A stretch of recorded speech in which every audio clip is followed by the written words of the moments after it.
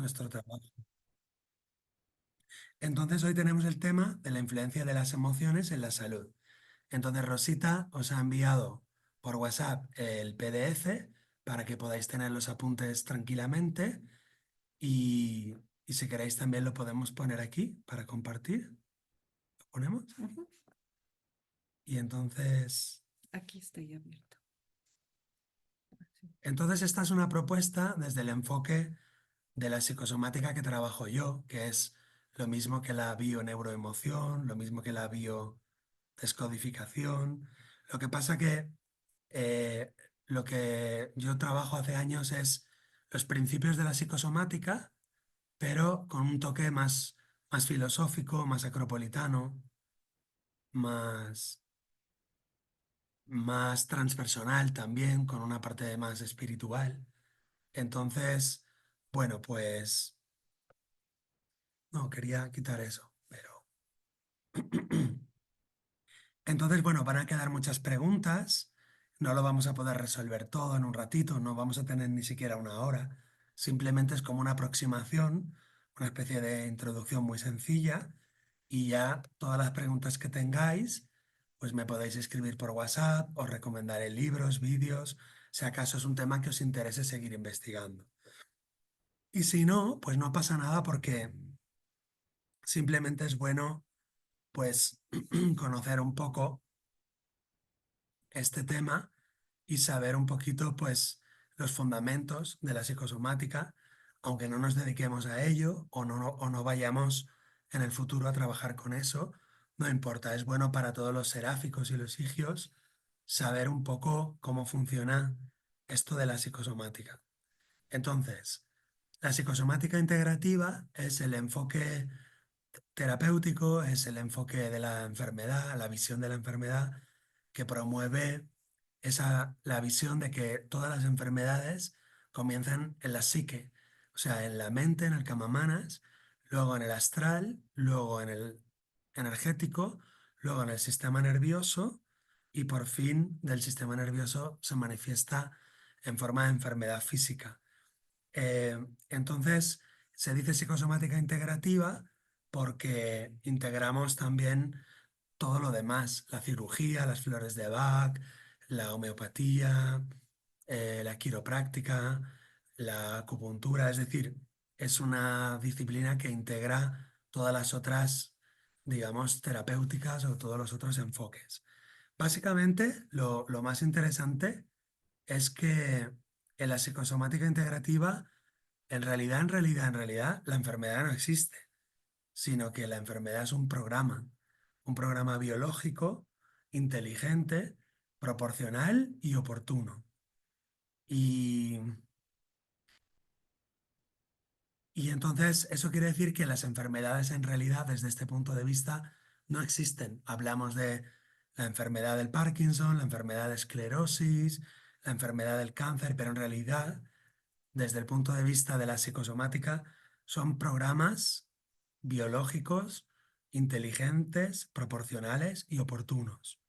Entonces, eso quiere decir que aparece ese programa en la biología, se activa con una sintomatología y pues aparece un orzuelo en el ojo, o aparece una fascitis plantar, o aparece una neoplasia tumoral en el estómago o en los pulmones, pero desde el punto de vista de la psicosomática no es una enfermedad, en realidad es un programa, insisto mucho con esto, que se activó a través de un estrés del sistema simpático muy fuerte a través de un estrés y ese estrés se activó por un grupo de emociones que no fueron gestionadas y esas emociones no fueron gestionadas correctamente porque hay una falta de gestión emocional y esas emociones existen en esa persona de esa manera, digamos, de una manera estresante porque hay un marco de ideas o de creencias o de pensamientos. Así pues, cambiando el marco de ideas o de pensamientos, cambiamos la forma de vivir una emoción. Cambiando la forma de vivir una emoción, cambiamos el estrés o lo quitamos. Quitando el estrés, desactivamos el programa y por lo tanto la enfermedad desaparece. Entonces, en realidad nosotros no curamos enfermedades. Lo único que hacemos es desactivar un programa que puede ser la miopía, o la alopecia, o la migraña, o la gastritis. Son programas que se activaron y lo que nosotros buscamos es desactivarlos. Pero no curamos la enfermedad porque la enfermedad para nosotros no existe. Entonces, por eso identificamos la emoción oculta, buscamos, esto no lo podemos poner en otro sitio, esta barra, es que si no, Ya le buscamos, veo. buscamos la emoción oculta y esa emoción oculta lo que vamos a hacer en la terapia, porque la psicosomática tiene como dos partes. Tiene como la parte teórica, todos los fundamentos filosóficos, clínicos y médicos. Jimmy, he visto que has levantado la mano. Espera, que luego os doy paso para las preguntas, porque si no... Solo para que se quite eso que están diciendo, es en la parte donde dice presentación de PowerPoint. Al ladito, ahí la aplastan y ahí se desaparece. Arriba, más arriba. Más arriba. Eso. Ya. Muchas gracias, Gracias, Jimmy. Jimmy. Que es que nosotros no sabemos ya de máquinas tanto. Y entonces lo que buscamos es la emoción oculta que se ha expresado a través del síntoma, se ha canalizado a través de la energía y del sistema nervioso, y lo que buscamos es hacer el camino inverso, es decir, expresar. Expresar quiere decir sacar la presión hacia afuera. Expresar quiere decir la presión emocional, cognitiva, estresante que se ha somatizado. Lo que buscamos es sacar esa presión hacia afuera. Por eso, en la parte terapéutica, favorecemos la curación liberando la emoción, permitiendo que la persona llore, escupa, grite, golpee y saque la emoción oculta, pero no la emoción vulgar o la emoción superficial, sino la emoción oculta, que es normalmente una emoción que pertenece a la sombra psicológica, es una emoción reprimida que la conciencia no se permite pensar o sentir, por eso se reprimen las emociones, porque la conciencia no las acepta. Por ejemplo, en mi familia está prohibido sentir rabia, entonces reprimimos la rabia. O por ejemplo, en mi familia está prohibido pues manifestar la tristeza o está prohibido llorar. Y entonces somatizo las enfermedades que tienen que ver con no llorar. Entonces, eh, esto no lo voy a explicar, pero esto viene de la psicología transpersonal, que habla de que todas las cosas que suceden tienen cuatro puntos de vista.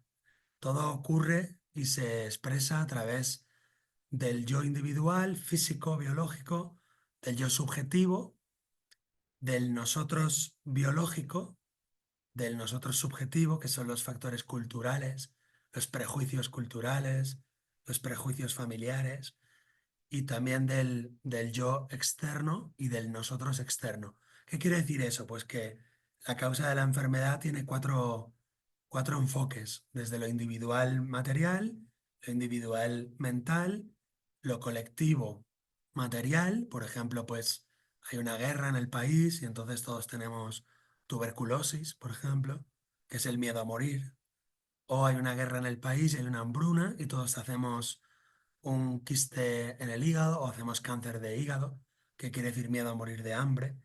O sea que hay factores externos físicos, pero también hay factores externos culturales, sociales, como por ejemplo en este pueblo, en esta ciudad o en este país, las mujeres no pueden expresar la tristeza, o en este país o en esta familia está prohibido eh, tener hambre.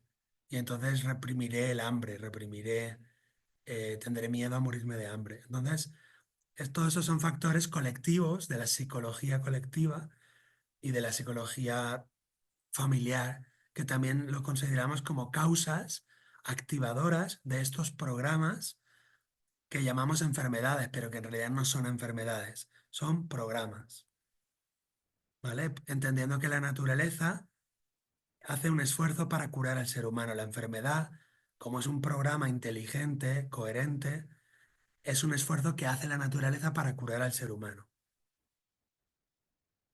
y nosotros lo que vemos es el sentido biológico del síntoma. Esto lo vais a tener en los apuntes, lo podéis leer tranquilamente. Y todo esto tiene unos antecedentes en la psicología, propiamente la psicología de Freud y de Jung, que descubren el mecanismo de la sombra, el mecanismo de la represión, el mecanismo del inconsciente personal, del inconsciente colectivo. En fin, todo eso viene de hace 100 años o 150 años, pero en la medicina de la antigüedad los médicos magos también trabajaban de alguna manera con la psicosomática, porque sabían curar desde el alma hasta el cuerpo a través de fórmulas mágicas, a través de oraciones, a través de magnetizar con talismanes, etcétera, etcétera, ¿no? Pero la psicosomática moderna se le debe al doctor Hammer, que descubrió el sentido biológico del síntoma, es decir, por ejemplo, cuando una persona se está quedando, por ejemplo, ciega, pues el sentido biológico de ese síntoma, de la ceguera, es que esa persona no quiere ver. O cuando una persona se está quedando sorda, el sentido biológico es no quiero escuchar. O algo que he escuchado me ha producido tanto malestar que entonces tapo el territorio auditivo. Y también Hammer descubrió la tribiología, que es la tríada mente, cerebro y cuerpo, y él hizo un mapa increíble, no sé si lo conocéis eso. ¿No lo No, conocéis? no, yo no le conozco. Madre mía. ¿No conocéis nadie? ¿Conocéis la medicina del doctor Hammer? ¿Ninguno de vosotros? Yo le sigo, por ejemplo, con la música. ¿Tú sí, no, He Miriam? puesto a pacientes Sí, sí, claro, yo sí conozco algunas cosas de Hammer, sí, señor. Claro, claro. Pues me alegro mucho de que os estoy presentando a Hammer por primera vez, porque vale la pena muchísimo su trabajo, sus investigaciones. Digamos que era un genio de premio Nobel, o sea, merecía ganar el premio Nobel 4 veces, porque descubre las leyes de la somatización, y descubre, eh, ¿cómo os diría yo? Hace una tabla como si fuera la piedra de Rosetta que sirvió para descubrir los jeroglíficos, Ujú. pues él descubre la piedra de Rosetta de la psicosomática y corresponde a leyes, no son tendencias, ¿eh? No son teorías y no son aproximaciones, son leyes. Yo llevo 12 años en consulta privada, trabajando día sí, día también, con las leyes de Hammer y os puedo asegurar que funcionan a la perfección. O sea que no he visto nunca que la ley no haya funcionado. O sea que, y llevo 12 años trabajando con gente de todos los países, con diferentes patologías, desde cosas psíquicas, cosas físicas, a cosas, digamos, enfermedades grandes o leves o pequeñas o crónicas, autoinmunes, enfermedades sanguíneas, enfermedades genéticas, de todo, de todo. Y las leyes de Hammer se cumplen en todos los casos. Es increíble. Bueno, lo que él hizo con la piedra roseta de la psicosomática, como yo le digo, es poner en una tabla los conflictos emocionales y puso conflicto de supervivencia, conflicto de territorio, conflicto de protección, conflicto de desvalorización. En el otro lado puso las 4 partes del cerebro humano, el tronco cerebral, el cerebelo, el cerebro límbico o mamífero y el neocórtex o el cerebro, digamos, humano. Y en la otra parte de la tabla puso todos los órganos del cuerpo humano, todos los órganos. Y descubrió que cuando hay un impacto en el cerebro que se puede fotografiar con una tomografía axial computerizada, con una TAC, una tomografía axial computerizada, se saca una foto del cerebro y se ve un edema en el cerebro, él identificó el edema en cada parte del cerebro, con qué conflicto emocional se corresponde y con qué órgano del cuerpo físico se corresponde. Y descubrió, por lo tanto, que siempre que hay una enfermedad en el cuerpo físico, hay un edema cerebral en uno de los 4 cerebros y hay un conflicto emocional de uno de los 4 tipos de conflictos. Y vosotros me diréis, ¿y por qué hay 4 tipos de conflictos y no 10 o 20? Porque Hammer descubrió que los 4 conflictos básicos se corresponden con las 4 hojas embrionarias de la biología humana y con las 4 partes del cerebro. Entonces, el tronco cerebral se corresponde con los conflictos de supervivencia. Y el tronco cerebral es la capa endodérmica de la embriología y se corresponde con todos los órganos de beber, comer, excretar, defecar. Es decir, es el tronco cerebral, es el tubo, cuando los seres humanos éramos tubos o bacterias hace millones y millones de años, ¿no? Entonces se corresponden las enfermedades, o mejor dicho, los programas, digamos, patológicos, se corresponden de esos órganos con conflictos de supervivencia. ¿No sabías eso? ¿Nunca os lo había explicado? ¿Sí, no? Sí, pero no tan claro. Claro, Había así como el desfasado. cerebelo es el segundo cerebro, es el cerebro de reptil. Siempre que aparece un conflicto de protección, aparece un edema cerebral en el cerebelo y se manifestará en un órgano de los que controla el cerebelo. Y esos órganos son la pleura, el pericardio, el peritoneo, las meninges y la dermis. Fijaros qué órganos son. ¿Os dais cuenta qué tipos de órganos son? Ujú. Son envoltorios. Son envoltorios. El pericardio envuelve el corazón. El peritoneo envuelve las vísceras. Las meninges envuelve el cerebro. La Y, pleura. y la dermis no es la epidermis, que es el contacto. La dermis es la protección del cuerpo. Ujú. Y las mamas. Las mamas, cuando hay cáncer de mama, es un conflicto de la segunda etapa embrionaria o del mesodermo antiguo, que es el cerebelo, el cerebro de reptil. O sea, es un conflicto de no he podido proteger a mi hijo, a mi bebé, y entonces hago un cáncer de mama. ¿Vale? Entonces, bueno, pues la tercera capa embrionaria son conflictos de desvalorización, comparación e impotencia y se somatiza a través del tercer cerebro, el cerebro límbico, la sustancia blanca, y ese cerebro rige huesos, sangre, cartílagos, músculos y tendones. Entonces, todas las enfermedades de esos órganos son un conflicto de desvalorización y de impotencia. Y ya os digo, no falla, ¿eh? No falla nunca. Entonces lo que hacemos nosotros es descodificar, desprogramar el conflicto de desvalorización o de impotencia que esa persona ha sufrido. Por ejemplo, el tenista que viene a la consulta con una tendinitis en el codo. Y yo le digo, ¿desde cuándo tienes tendinitis? Desde hace 2 semanas. ¿Qué pasó? Y siempre me dice, nada. Nada. Y yo le digo, sí, sí pasó. Hace 2 semanas, después del partido, miró la clasificación y le toca competir contra el campeón de la liga, contra el campeón de la copa. Y entonces le dio la tendinitis ahí.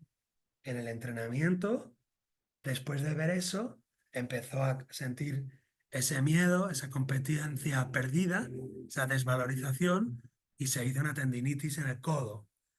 Pues así con todo, el infarto, los músculos, los huesos, osteoporosis, en fin, ¿no? Una mujer que viene a la consulta, tengo osteoporosis.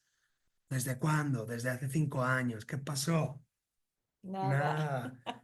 Entonces yo descubro, haciéndole preguntas, descubro que ella es un arquetipo de Deméter, un arquetipo maternal. Y hace 5 años le vino la Menopausia. menopausia y ahí apareció la osteoporosis. Pero no por culpa de la menopausia, sino porque la menopausia para esa mujer es un conflicto emocional inconsciente de desvalorización en lo femenino. Se desvaloriza como madre, se desvaloriza como mujer. Por eso la menopausia no produce ningún tipo de enfermedades. No os dejéis engañar. Lo que produce la enfermedad es cómo se vive la menopausia, pero no la menopausia. La menopausia simplemente es un cambio hormonal de femenino a masculino. Las mujeres se vuelven hombres y los hombres se vuelven mujeres. es una función biológica, porque las mujeres en la menopausia necesitan cuidar a los nietos y a las nietas. Y necesitan gritar, correr, cargar, tener fuerza, tener la voz potente. Entonces les sale pelo, se vuelven hombres porque necesitan fuerza, poder para criar a los nietos. Y los hombres se vuelven mujeres porque la masculinidad no puede tratar al nieto ni a la nieta. Necesitan polarizarse en femenino. Por eso la andropausia es la polarización en femenino. No hay enfermedad. Solo hay enfermedad cuando se vive emocionalmente como una desvalorización. Bueno, voy a ir más rápido porque si no me estaría 5 horas, porque es un tema apasionante para mí. Yo estaría 5 horas seguidas hablando de esto. Hay muchas escuelas de descodificación, desprogramación, hay muchos fundamentos científicos que avalan toda la psicosomática. Y a mí los que más me interesan son los fundamentos filosóficos. ¿Por qué? Porque la filosofía nos dice que a mayor conciencia, mayor libertad. Y por lo tanto, si usamos la conciencia y la libertad, tendríamos mayor salud. ¿A qué le llamo libertad? A tener un conflicto y no caer enfermo. Tener un conflicto y no quedarse apegado, aferrado, estresado. Si yo vivo un conflicto con mucha libertad mental y emocional, tendré más salud. ¿Se entiende? Si yo vivo un conflicto, por ejemplo, me echan del trabajo, pero yo lo vivo ese conflicto con mucha conciencia y con mucha libertad, entonces voy a tener mucha salud, no me voy a hacer un cáncer de pulmón creyendo que me voy a morir porque me echan del trabajo. O no me voy a hacer un cáncer de páncreas creyendo que no voy a poder dejarle una herencia a mis hijos. O no me voy a hacer una depresión creyendo que he perdido mi territorio porque me han echado del trabajo, sino que viviré con más conciencia, con más libertad y por tanto tendré más salud. ¿Vale? Entonces, hay una frase de Freud que dice que lo importante es la ética, es un problema moral, un problema ético, la curación. ¿Qué quiere decir eso? Que para curarse, desde el punto de vista de la psicosomática, hay que tomar decisiones éticas.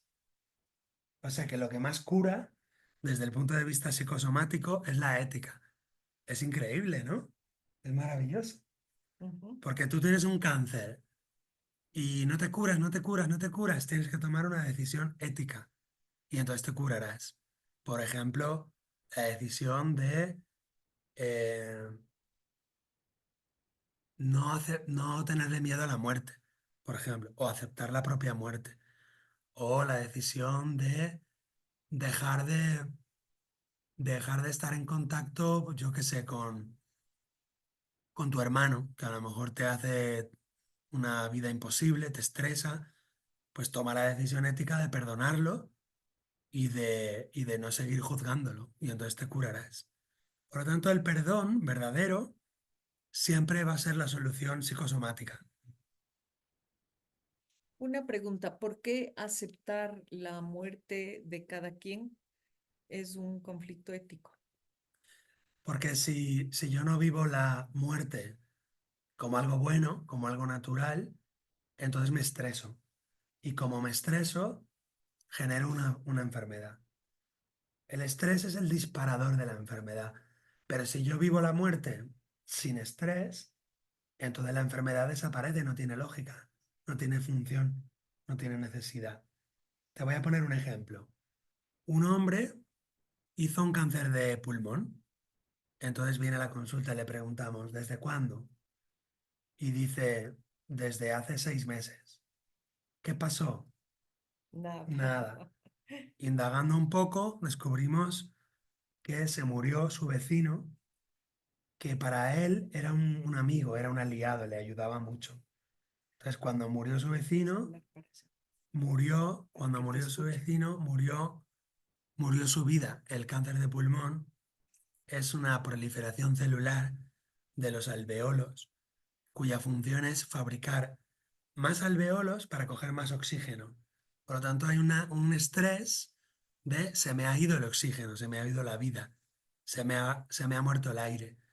Entonces esa persona, para poder quitarse el cáncer de pulmón, tiene que hacer el duelo de ese muerto y despedirse y desapegarse de ese muerto para poder obtener la vida no de esa persona, sino obtenerla del aire de la calle o de Dios, pero no de otra persona. Bueno, Las muertes de cada persona son individuales. Héctor, sí, espera, Héctor, espera, Aldo, espera, vamos a hacer el final de la exposición teórica y hacemos todas ok. las preguntas, ¿vale? Entonces, hablamos de la epigenética. Quiero que veamos esto, porque esto sí que es importante. ¿Vosotros veis el cursor, Jimmy? Si muevo el cursor, ¿lo veis? Vale, pues mirar este esquema. Este esquema es súper bonito. Dice, acontecimiento exterior. Ocurre un suceso, por ejemplo, yo salgo a la calle y veo que mi gato está siendo atropellado por un coche. ¿Sí? Mi gato lo atropella en un coche.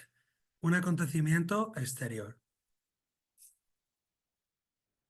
Los sentidos, a través de la percepción captan ese suceso y eso genera un impacto con emociones intensas. Esas emociones intensas las puedo vivir de forma neutra. Es decir, se ha muerto mi gato ha sido atropellado, pero no me afecta, me quedo neutramente. Entonces, no hay nada, no pasa nada. Pero yo lo puedo vivir en positivo. Por ejemplo, mi gato estaba muy enfermo, y qué bien que se haya muerto ya. Así se va a descansar. Es un poco raro lo que os digo, pero que pensar que hay cosas que pasan afuera que se pueden vivir como oportunidades. Por ejemplo, pues se ha muerto mi padre. Pues, mucha gente lo ve como una calamidad, pero a lo mejor el hijo pequeño dice, qué bien que se haya muerto, porque así ya se va a descansar y ya puede descansar y ya no va a estar atado a las máquinas y va a poder ir a descansar al cielo con su gente. Con lo cual, un acontecimiento se puede vivir como algo positivo y entonces se transforma en recursos positivos. Recursos positivos. Pero la enfermedad se programa solo y siempre cuando llegamos a la tercera opción. Es decir, el acontecimiento exterior se percibe, esa energía es muy intensa, es un shock emocional muy grande que se puede vivir como efecto misil o como efecto jarra, es decir, cada día un pequeño conflicto acumulativo, o salgo a la calle y veo a mi gato que lo está atropellando un coche y lo veo aplastado ahí, lleno de sangre, lo vivo como algo negativo. Y fijaros, aquí tenemos dos caminos, Aldo. Tenemos dos caminos, Miriam, Jimmy, Patricia. El camino de la negatividad la expresamos hacia afuera y entonces toda esa emoción la expresamos hacia afuera, entonces hacemos una restitución de energía. ¿Eso qué quiere decir? La energía del estrés la sacamos hacia afuera a través de gritar, a través de llorar, a través de hacer artes marciales, a través de escribir un poema, a través de hacer un ritual de despedida para mi gato. Entonces yo saco la energía hacia afuera y entonces esa cosa, aunque la he vivido en negativo, pero he liberado la energía como una olla a presión que tiene Válvula. esa válvula. Entonces la válvula saca la energía y la válvula no explota. ¿Entendéis, no? Pero ¿qué pasa si no hay liberación? Esto está en francés, porque los franceses son los herederos de la escuela alemana del doctor Hammer. Entonces, esto está en francés. Dice que no hay liberación. Quiere decir que la energía no se libera y entonces, ¿qué pasa? No sale al exterior y se codifica en el cerebro. Y entonces el cerebro va a formar un edema en alguna de las cuatro partes del cerebro. Tronco, cerebelo, cerebro medio o neocórtex. Y entonces voy a hacer afuera, en el cuerpo físico, la codificación del cerebro va a activar una enfermedad física y aparece una tendinitis en la pierna y entonces ya no puedo ir a la calle porque cuando salgo a la calle me desvalorizo porque no pude salvar a mi gato y entonces hago una tendinitis en la pierna o hago una inflamación en las fascias plantares porque me desvalorizo como madre de mi gato. Mi gato es como mi hijo, me desvalorizo y entonces inflamo las plantas de los pies. Y la inflamación tiene una connotación de mamá, de pies, es mamá, y la inflamación tiene una connotación de rabia.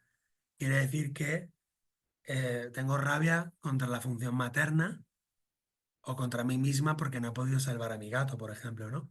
O se puede codificar en la espalda o en la piel, según cómo se viva esa muerte de mi gato. La puedo vivir como un conflicto de supervivencia, como un conflicto de protección, no he sabido proteger a mi gato, hago un quiste mamario en las mamas o un cáncer de mama, o hago, por ejemplo, si lo vivo como desvalorización, pues una artrosis o una artritis, porque no he podido llegar a tiempo corriendo a salvar a mi gato, o lo puedo codificar en el neocórtex y entonces aparecen las enfermedades como la depresión, la ansiedad, el insomnio, todas las enfermedades, digamos, psíquicas y psiquiátricas son codificaciones cerebrales en el neocórtex. O puede aparecer un TOC, trastorno obsesivo compulsivo, o puede aparecer una fobia. Por ejemplo, tengo fobia a los coches. A partir de ahora ya no puedo soportar ver un coche. O tengo fobia a los autobuses porque mi perro o mi gato lo atravesó un autobús. Fobias, insomnios, ansiedad, trastorno obsesivo compulsivo, en fin. Todas las cuestiones que se codifican como conflicto de territorio en el neocórtex. Y ya para terminar, pasa también con las alergias, ¿no? Las alergias no existen. Ya podríamos poner varios ejemplos de la alergia, pero el shock emocional, la vivencia emocional se puede vivir de forma imprevista, aislada, o sea, no expreso lo que siento, no le veo solución y lo vivo como algo muy dramático para mí. Y entonces se codifica en el cerebro. Si falta alguna de las de las cuatro partes, si yo me lo espero, ese conflicto lo espero, o no lo vivo en aislamiento, o le veo una solución, o no lo vivo como algo dramático, entonces no es un psicoshock y entonces no se codifica. Simplemente es un susto, pero no se genera una enfermedad, no se activa un programa. Y ese conflicto puede ser efecto misil, por ejemplo, veo a mi hijo atropellado por un coche, o efecto jarra, la gota que va colmando el vaso. Veo, por ejemplo, cada día en la pizarra que no entiendo las matemáticas, miro la pizarra, no entiendo las matemáticas y al final hago 3 dioptrías porque mis gafas, eh, voy a tener que subir las dioptrías porque cada vez que miro la pizarra me estreso. Es un efecto jarra de un estrés dramático, sin solución, que no lo expreso y que lo vivo en aislamiento y de forma inesperada. Bueno, el efecto, por ejemplo, una bronquitis, pequeñas broncas diarias, ¿no? El típico matrimonio que él y ella están peleando todo el rato y entonces él se siente perturbado, invadido en el territorio y hace una bronquitis crónica, por ejemplo, ¿no? Aquí tenemos la bioquímica del estrés, ya lo conocéis. Hay varios conflictos que vienen de la familia y que están en el aire, en la atmósfera de la familia, conflictos que vivimos cuando somos niños o bebés y que no muestra la enfermedad, pero deja la huella del conflicto preparada para cuando sea adulto se active. Por ejemplo, si yo soy una niña pequeña y salgo a la calle, veo a mi gato atropellado y es un gran conflicto, pero no hago ninguna enfermedad, eso se queda programado y cuando luego yo soy madre y mi hijo, por ejemplo, se muere, hago un cáncer de mama porque ya tengo dos conflictos acumulados, ¿lo veis? El del gato y el del hijo. Entonces la jarra psicosomática, la jarra se puede llenar con un solo conflicto o a veces necesitamos tres conflictos. Cuando la jarra se rebosa, aparece la enfermedad y a veces una persona no tiene un conflicto, tiene tres conflictos acumulados y hay que descodificar los tres para que el cáncer se desprograme y desaparezca. ¿Vale? Ya para terminar, pensar todas las preguntas que queráis hacer, porque ya esto es lo que os he explicado antes. La tríada psique, cerebro, cuerpo. Por ejemplo, una persona pierde su trabajo.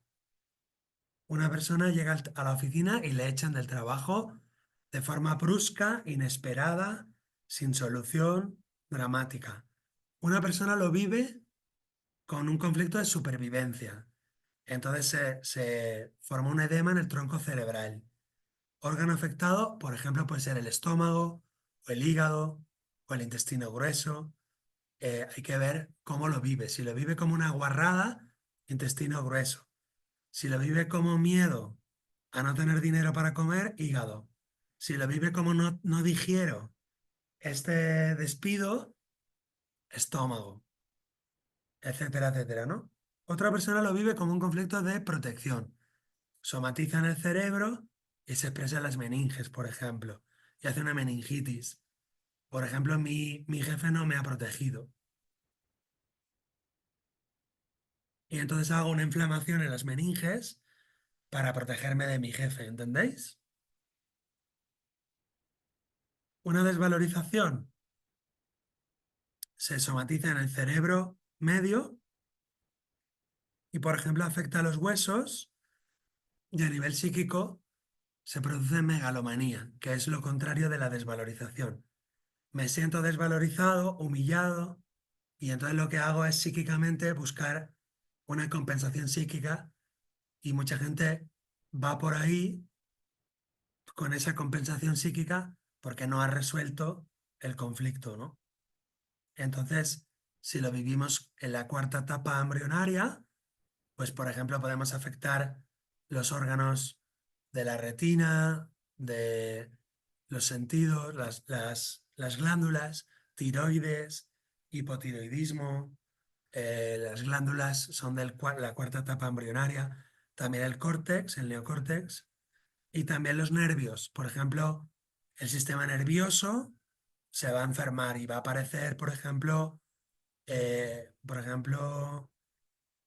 epilepsia, o va a aparecer, por ejemplo, depresión, o va a aparecer, por ejemplo, Parkinson, ¿vale?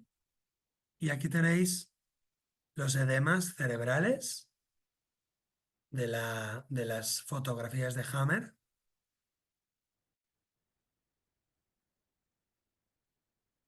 Entonces, la enfermedad descubrió Hammer que tiene dos fases. Cuando estamos normales, hay un equilibrio entre el simpático y el parasimpático. Aparece el conflicto emocional altamente traumático, vivido a contrapié, que no le veo solución y que no expreso la emoción oculta. Y entonces aparece la fase fría o simpaticotónica. Y entonces ahí aparece la enfermedad en fase fría, quiere decir en fase de estrés. No puedo dormir, me levanto por la mañana a las 2 de la mañana, a las 3 de la mañana, tengo las manos frías, estoy nervioso, agitado, tengo estrés, no puedo pensar, no puedo concentrarme, estoy en estrés o en hiperestrés o en distrés. Luego resuelvo el conflicto y entro en fase de vagotonía. Y Hammer descubrió que muchas enfermedades no son enfermedades, son la fase resolutoria. Cuando ya he resuelto el conflicto emocional, aparece la fase resolutoria y hay enfermedades que aparecen en esta fase, pero que en realidad no hay que hacer nada, no hay que no hay que hacer cirugía, no hay que hacer nada porque ya el conflicto emocional se ha resuelto.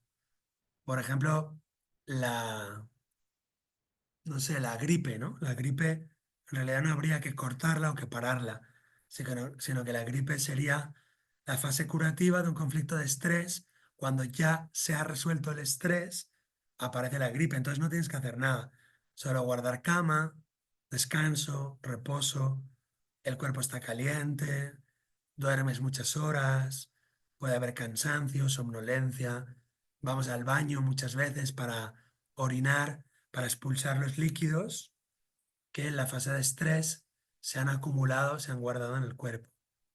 ¿Vale? Todo esto está muy explicado en los vídeos, en los libros del Dr. Hammer, que os pasaré los que tengáis interés. Esta es una foto del tronco cerebral. Sí, es una foto del tronco cerebral. Este es el tronco cerebral y este es el cerebelo. Entonces el tronco cerebral presenta en la tomografía unos focos y cada foco se corresponde con un órgano. ¿Lo veis? El duodeno, el páncreas, el hígado. Es súper interesante, ¿no? Aparece una foto y aparece un foco que tiene relación pues con el colon, ¿no? Tiene relación y la enfermedad está ahí en el colon. Entonces en la siguiente capa embrionaria, en el mesodermo antiguo, este es el cerebelo y aparece un edema en este lado, glándulas mamarias del pecho izquierdo. Y si aparece en este lado, glándulas mamarias del pecho derecho. Por lo tanto, el doctor Hammer, tú le presentabas una tomografía y él te decía, esta señora tiene un cáncer de mama en el pecho izquierdo desde hace un año y lo tiene de tipo tal o de tipo cual y tiene un conflicto de pérdida de protección de un hijo o de un bebé hace 2 años y todo el mundo decía, ¿cómo lo puedes adivinar? Y decía Hammer, yo no estoy adivinando nada, solo estoy leyendo lo que hay en la tomografía, lo que hay en el cerebro. No inventaba nada. Y lo comprobaron y funcionaba, ¿no? Es maravillosa la medicina de Hammer. Solo hay un pequeño problema, que ya os lo adelanto. El pequeño problema es que el doctor Hammer sacaba a la gente del hospital para curarla en su casa o en su hospital. Y cuando se le murió una persona o una niña, le echaron todos los perros encima de la Inquisición. Y entonces lo que hay que hacer ahora es curar con esta medicina, servir a la gente con esta medicina, pero nunca jamás sacar a la persona del sistema médico oficial. Nunca jamás hay que hacer eso. Porque si sacas a la persona del sistema médico oficial, el karma va a ser para ti. Entonces lo que nosotros hacemos es que la persona siga el protocolo médico, su quimioterapia, su radioterapia, su protocolo médico oficial. Nosotros nunca jamás vamos a entrar allí, le dejamos que el paciente siga su protocolo y siempre le diremos que siga las indicaciones de su médico, siempre. Y nosotros en paralelo, esto es muy importante, de forma paralela, complementaria, haremos un acompañamiento psicoemocional, un acompañamiento, pero nunca vamos a sacar a la persona de sus tratamientos clínicos, oficiales, alopáticos, porque eso es lo que hizo Hammer y se le echó la Inquisición encima. Y nosotros, además, tampoco, no es que tengamos miedo, es que no necesitamos sacar a la persona de la parte clínica. Lo que hacemos es un buen acompañamiento psicoemocional en paralelo. Y con ese acompañamiento vamos descodificando los conflictos emocionales, los shocks traumáticos, a través de ejercicios que son más bien de psicoterapeuta que no de médico. Son más bien técnicas psicoterapéuticas que no técnicas, por así decir, médicas. Pero los médicos no saben hacer la psicoterapia y los psicólogos tampoco saben la relación con los órganos físicos. Por lo tanto, urge crear en Serafis, en IGIA, una especie de, digamos, de grupo que sean los psicosomáticos. Es decir, no somos ni psicólogos ni médicos, sino somos un puente entre los psicólogos, los terapeutas y los médicos. Y ese puente tiene que estar formado por personas que sean especialistas en psicosomática. Y eso hoy en día no existe. Tenemos que crear una especie de línea de grupo de gente que sepa trabajar y que pueda trabajar con el médico y con el psicólogo y que pueda, digamos, en un momento dado participar de la curación como si fuera pues en un hospital, digamos, holístico o en un hospital integrativo, ¿no? Y que la persona vaya a la acupuntura, vaya a la radioterapia, vaya a su cirujano, pero también vaya al psicosomático en su proceso curativo para que pueda descodificar. ¿Vale? Y aquí tenéis la tercera etapa embrionaria. Es muy curioso porque el cerebro 3, el tercer cerebro, tiene aquí todo el cuerpo humano, ¿lo veis? Los pies, Ujú, la rodilla, la pelvis. Es increíble, ¿lo veis? ujú. Toda la columna vertebral. Entonces, el foco de Hammer, llamado foco de Hammer, el foco aparece en una parte del cerebro tan concreto que tenemos un pinzamiento en la vértebra, por ejemplo, D4, o tenemos una lordosis en la C3, o tenemos un pinzamiento o tenemos una escoliosis entre la, no sé, entre la D9 y la C2. O sea que es súper, súper precisa la descodificación. Y cada vértebra tiene una descodificación muy concreta. La cervical 7 tiene que ver con conflictos de comunicación con lo sagrado. La cervical 6, conflictos de comunicación con la pareja. Cervical 5, conflictos de comunicación con los hijos. O sea, cada hueso, cada músculo.